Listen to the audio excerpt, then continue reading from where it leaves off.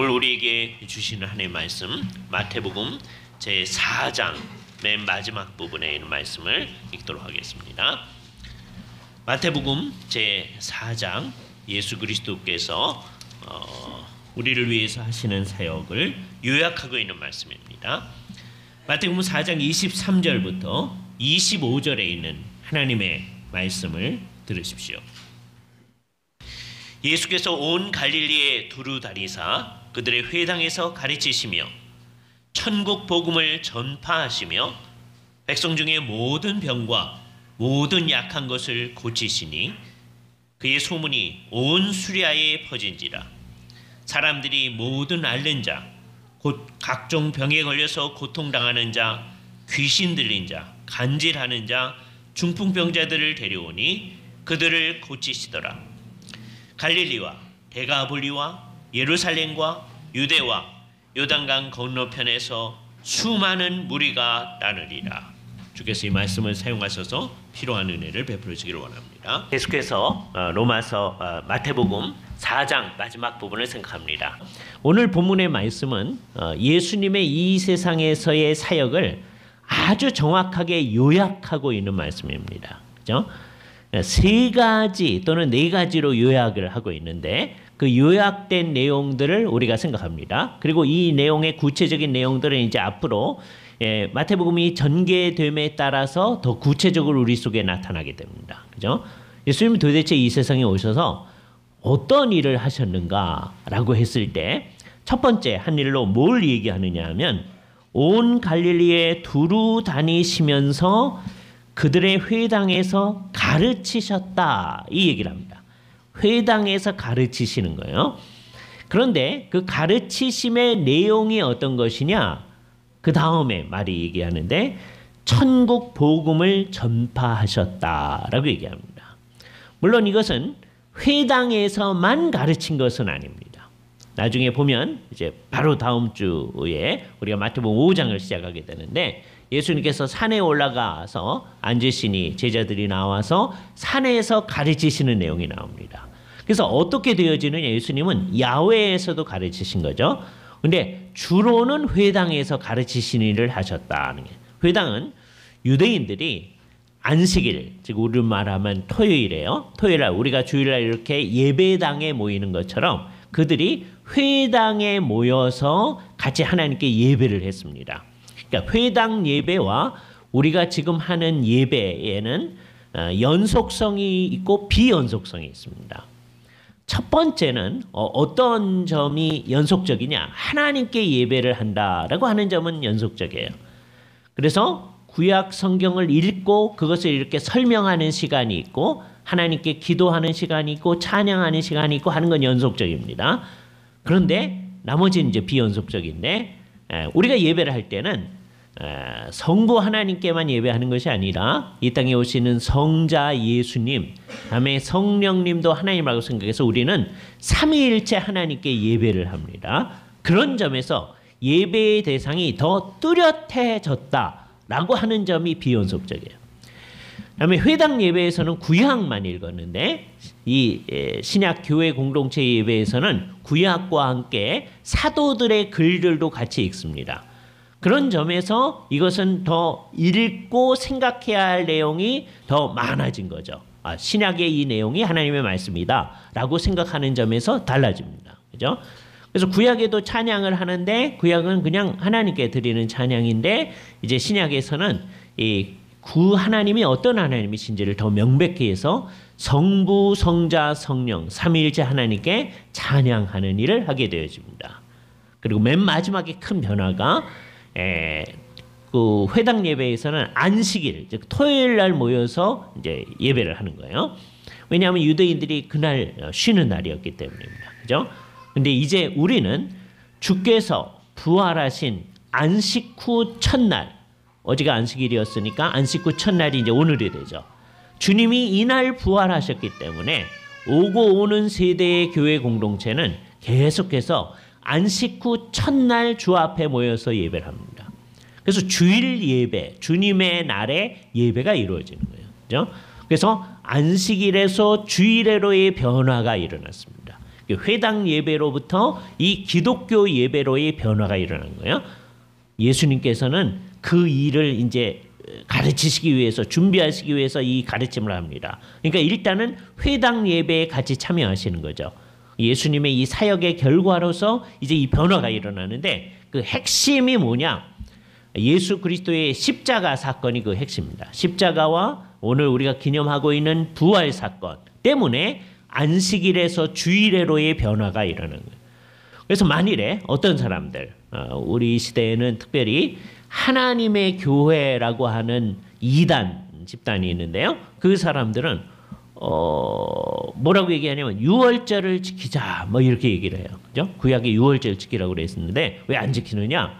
그럴 때 예수님이 십자가에서 돌아가심으로써 구약의 그 절기를 폐지하시고 이제 새롭게 우리에게 나타났다 하는 것들을 그분들은 생각하지 않는 거예요. 그죠? 그러니까 그런 걸 생각을 안 하고 있다가 사람들이 그런 도전을 하니까 그러네요. 그러는 이제 개신교인들도 가끔가다 있습니다. 또 안식교회의 교인, 여기도 이제 이단인데요. 안식교는 안식일을 지켜야 된다. 구약에 안식일을 지키라는 말이 있지만 신약에 주일 지키란 말이 어디 있냐? 그러니까 당신네도 이상한 거다. 우리한테 도전을 해오는 거예요. 그러니까 그 도전은 뭘 인식하지 않은 거예요? 안식일로부터 주일로의 변화가 일어났다. 예수 그리스도의 십자가 사건, 그다음에 부활 사건을 통하여서 주님께서 하나님을 경배하고 하나님을 섬기는 방식의 변화를 우리에게 가져다 주셨다. 그러니까 우리는 계시의 근거에서 안식일에서 주일회로의 변화를 가지고 부활하신 주님의 그 부활의 빛에서 매 주일을 하나님께 예배하는 겁니다. 그죠? 이게 이제 우리 기독교의 예배의 특성이에요. 그러니까 어떤 의미에서 우리는 1년에 한 번 이제 부활주의를 이렇게 지킵니다. 주님이 부활하셨습니다. 왜 이때쯤 예수님이 십자가에 돌아가시고 지난 금요일에 해당하는 날, 그다음에 오늘 이제 새벽 미명에 부활하셨기 때문에 1년에 한 번씩 부활주의를 지키지만 우리한테는 중요한 것이 그 1년에 한 번 지키는 부활주일이 아니고 매주일 안식 후 첫날 주께서 부활하셨음을 생각하면서 우리는 매주일을 주님 앞에서 기념을 하는 겁니다. 그래서 우리는 이중적 의미를 담아야 돼요. 1년에 한 번 이 부활주일 지키는 것 의미 있게 생각해야 됩니다. 그러나 우리는 매주일을 주님께서 부활하셨은 그 빛에서 예배를 하는 거다. 는 의식이 가득해야 되고, 그래서 우리는 매주일을 매우 의미 있게 생각하는 거예요. 그뿐만 아니라 우리는 매일을 그리스도의 부활 생명으로 살아가야 돼요. 이거 없이는 부활주의를 지키는 게 무의미한 거예요. 주님이 부활하셨다라고 하는 것은 예수님이 부활했을 뿐만 아니라 그건 한 번 살아서 영원히 사는 삶으로 살아나신 거거든요. 그 부활 생명이 우리 안에도 작용하고 있다. 그래서 우리는 그리스도와 함께 영적으로 다시 살아난 거예요.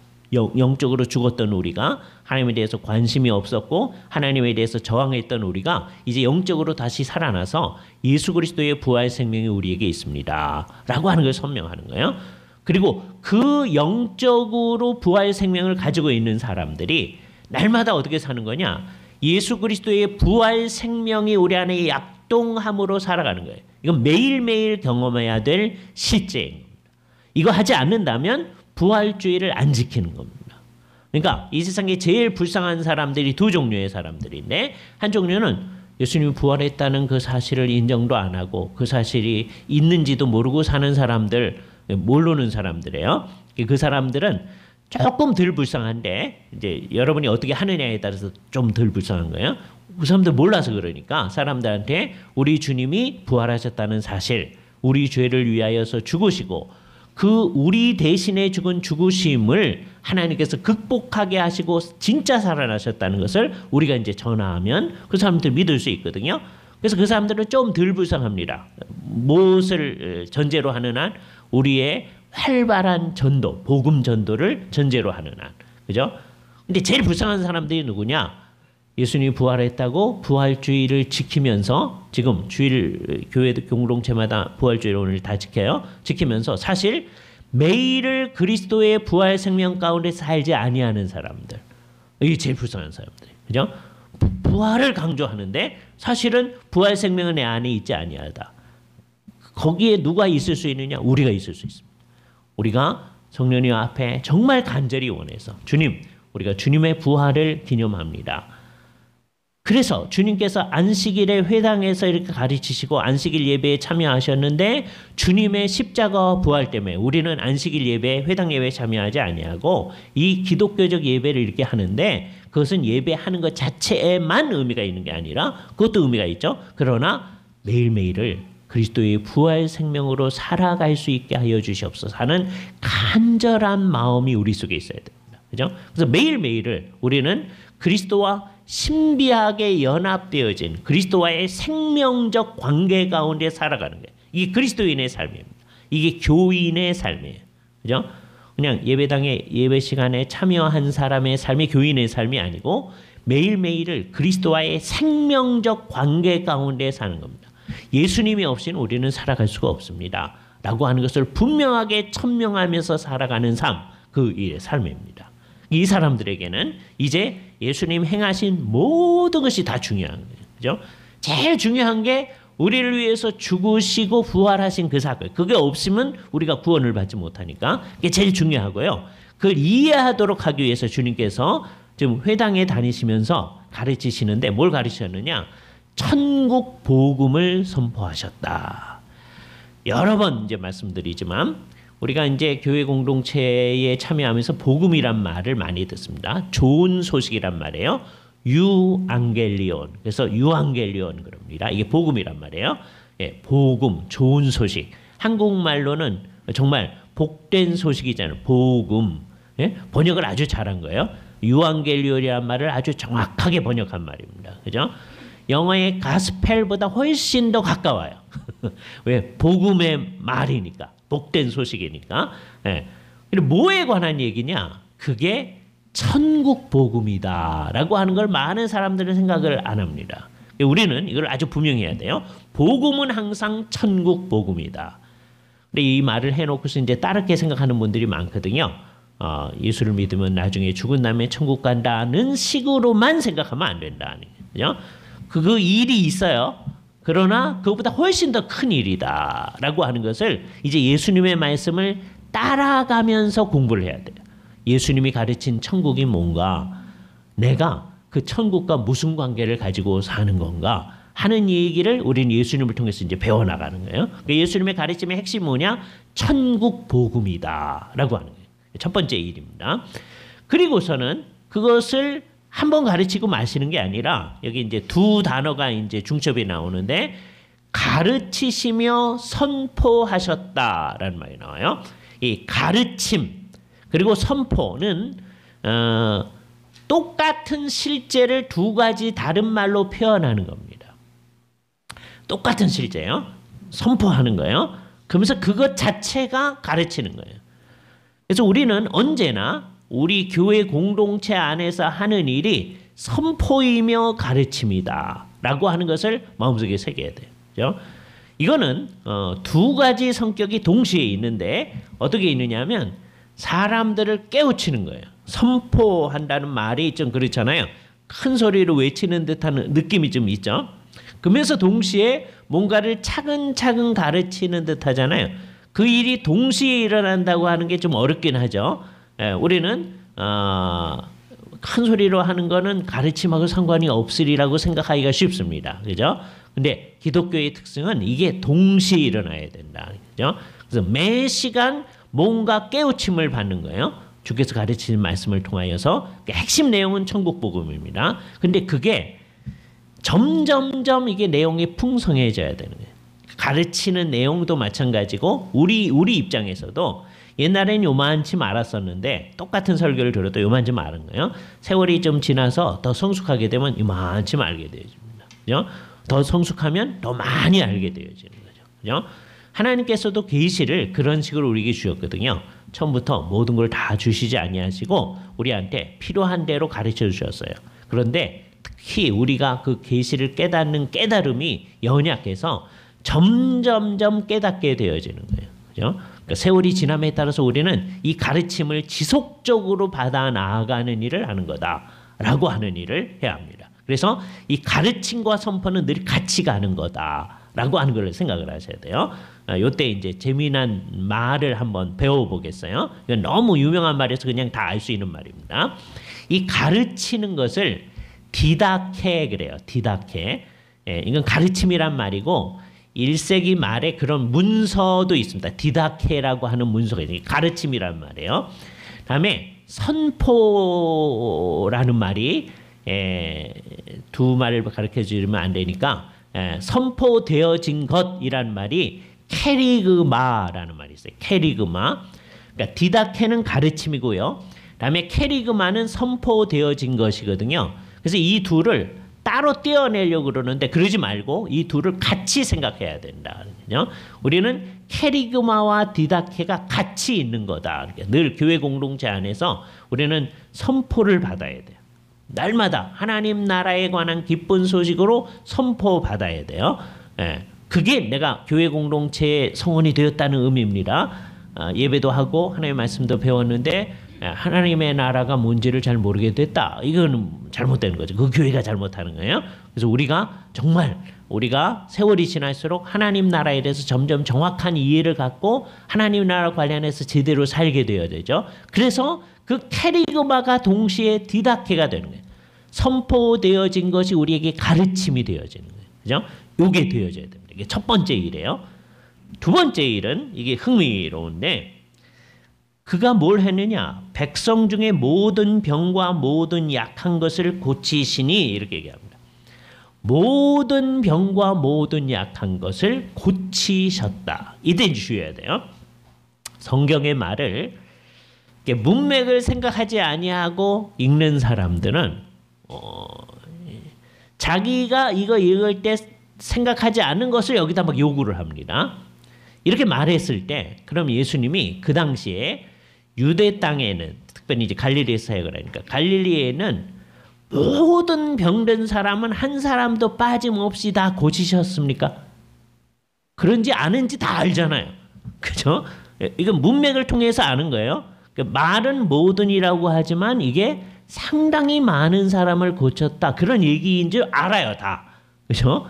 그런데 우리는 가끔 가다가 어떻게 되냐면 모든이라고 했으니까 한 사람도 빠짐없이 다 고쳐야만 모든이 되는 거다라고 다른 거 읽을 때는 전혀 그러지 않는데 성경 읽을 때는 자꾸만 그런 생각을 하는 사람들이 있는 거예요. 그러지 않는다는 거죠.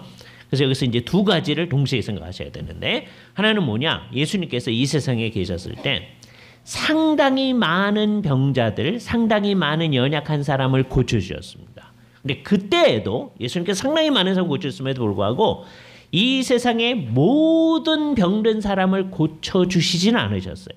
갈릴리의 모든 병든 사람을 고치지는 않으셨어요. 그게 뭘 뜻합니까? 예수님은 이 세상에 병 고치려고 오신 분이 아니다라고 하는 걸 보여주는 거예요. 이걸 잘 생각을 해야 돼요. 그죠?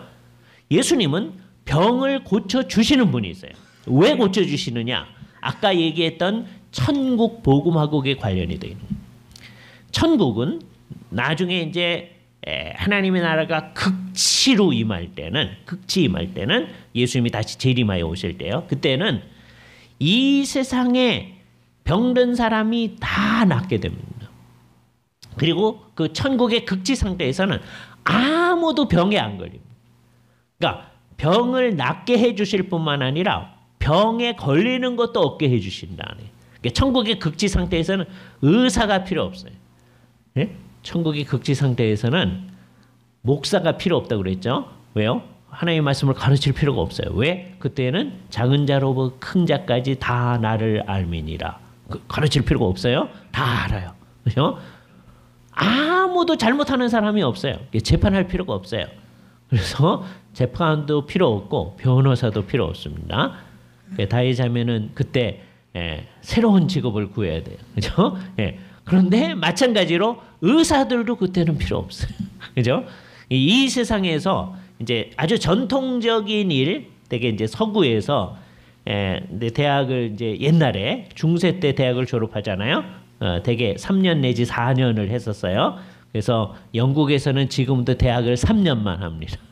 이제 미국에서는 그리고 다른 모든 나라는 4년 하잖아요. 그 3년 내지 4년 하고 나면 그 다음에 세 일을 더 공부를 해요. 그게 뭐냐면 신학, 의학, 법학 합니다. 이게 전통적인 세 가지 일이에요. 그죠?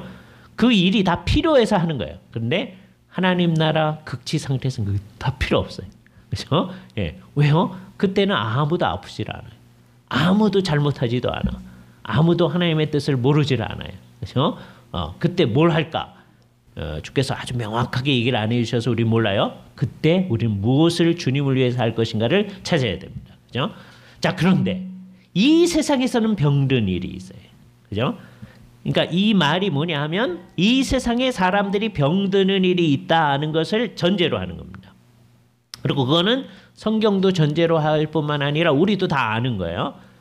근데 성경을 가만 들여다보면 이 병드는 일이 왜 있는가 하는 것도 압니다. 이걸 1대1 대응으로 하면 안 돼요. 이래서 이렇다 이런 건 없어요. 그러나 사람을 맨 처음에 창조할 때 하나님께서 너희는 가끔가다 병들어라 그러면서 창조한 게 아니거든요.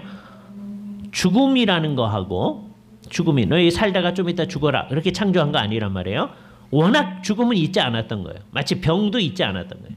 근데 이 죽음 이 모든 것들 죽음, 병 이런 것들을 우리가 악이라고 얘기합니다. 악, 잘못된 거죠. 이 악은 다 왜 오느냐? 인간이 하나님이 하라고 하는 것을 제대로 하지 않고 타락했기 때문에 우리에게 온 현실입니다. 그러니까 이 악한 일들은 전부 다 인간이 만들어낸 거예요. 그죠? 그러니까 만일에 하나님께서 창조한 그 상태에서 우리가 그대로 있었더라면 병드는 거 없고요. 다음에 죽는 거 없었을 거예요. 그죠? 맨 처음에 아담과 하와의 처음 창조받은 상태, 그거는 병들고 죽는 거 없는 상태입니다. 그러나 이 세상에 있는 사람들은 병들고 죽잖아요. 그게 뭐예요? 다 우리가 타락한 사람들이고 타락한 사람의 후손들이라는 거죠.